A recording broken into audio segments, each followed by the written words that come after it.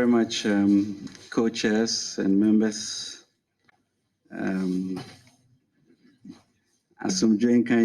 Peace be unto all of us.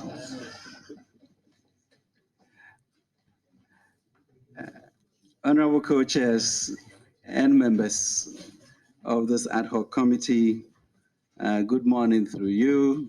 Good morning to the Ghanaian people. I believe this process we are engaging here is a useful opportunity to strengthen our democratic processes. Co-chairs, it's a very difficult process.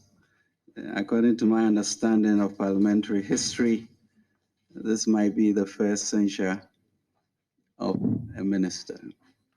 So it must be very grave issues that we are having to address.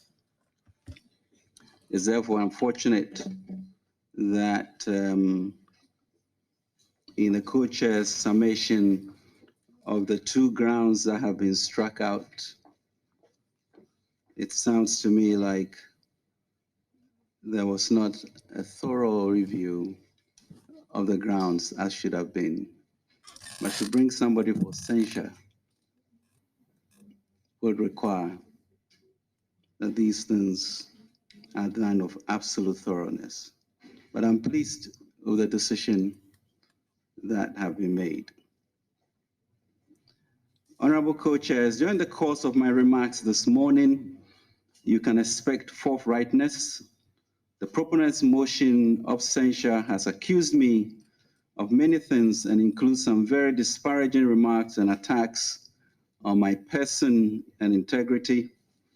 I'm certain that Ghanaians will have a more balanced view of the events that led us here as I take the opportunity to speak to the matters so raised.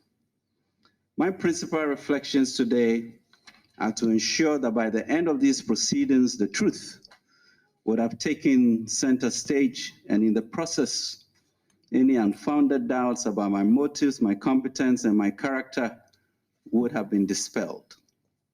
Before I proceed with my detailed responses, I'd like to make a personal comment to the Ghanaian people.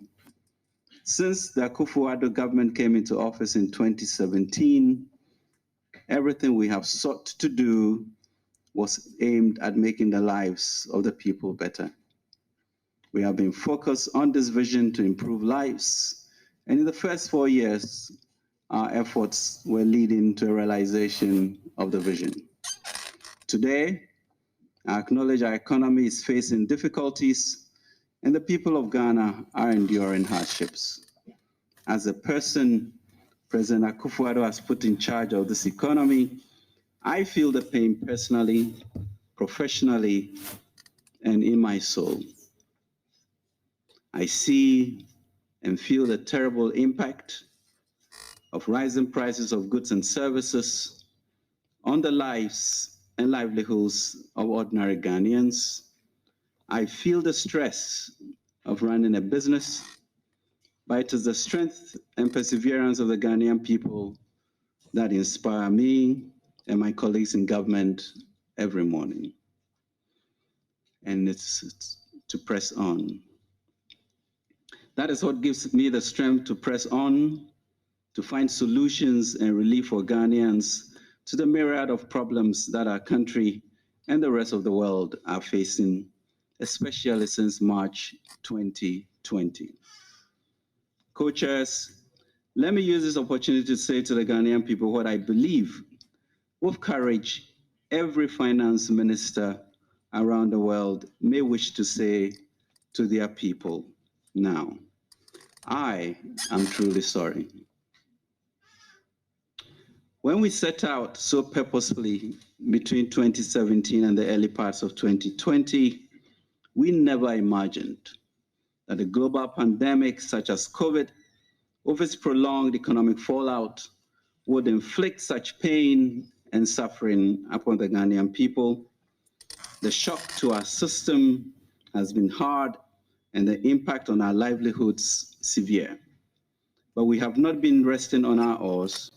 We continue to work to keep the lights on To avoid the queues at our filling stations as in other countries, our classrooms are full, our hospitals and dispensaries mostly stocked with medicine.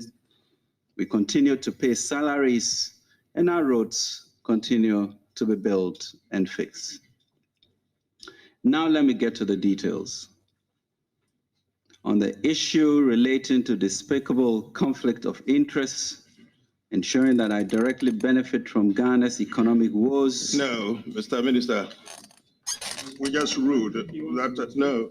It's a liberty to. No, wait a minute.